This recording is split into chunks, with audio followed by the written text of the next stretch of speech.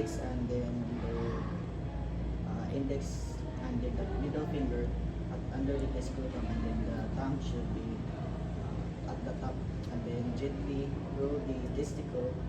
So make sure do not squeeze too hard, and then check for any lumps, bumps, and painful areas.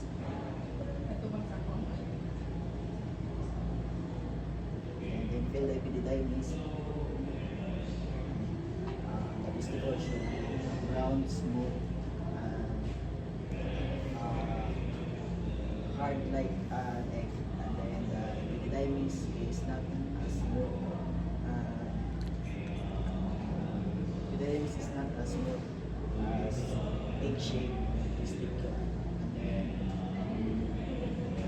palpate or feel the spermatic cord. Spermatic cord.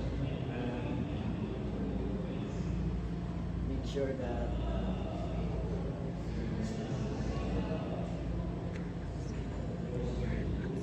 and then I repeat on the other side, and then feel the spermatic cord, and then going up to the testicle, and then the spermatic cord should be